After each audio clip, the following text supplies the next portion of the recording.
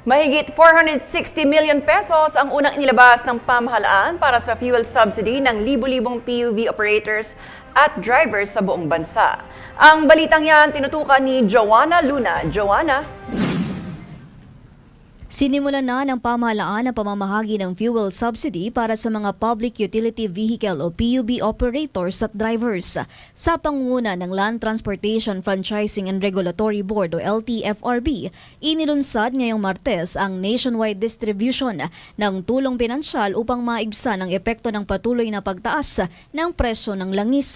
Ayon kay Department of Transportation Secretary Giovanni Lopez, umabot sa 62,659 operators at 18,860 units ang kabilang sa unang batch ng mga benepisyaryo. Sa unang araw pa lamang, nasa 460 million pesos na ang naipamahagi mula sa kabuang 2.5 billion pesos na pondo para sa programa. Sa kabuuan, target ng pamahalaan na matulungan ang higit 245,000 na driver beneficiaries at operators ng mahigit 1.1 milyong PUV units sa buong bansa.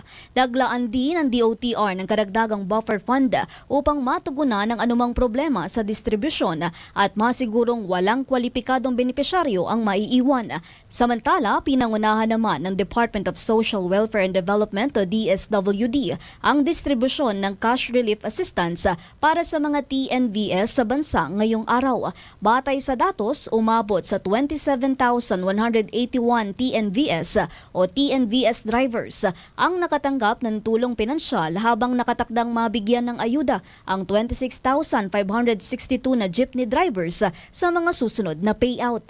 Ayon kay DSWD Secretary Rex Gatchalian, hindi dapat mangamba ang mga driver na hindi nakikita ang kanilang pangalan sa listahan ng mga benepisyaryo dahil maaari pang magtakda ng special payout dates para sa iba pang kwalipikadong driver. Pinayuhan din ng mga driver na huwag nang pumunta sa payout centers kung wala ang kanilang pangalan sa listahan at sa halip ay makipag-ugnayan sa kanilang transport network companies o TNCs na siyang nagsumite ng listahan sa pamahalaan.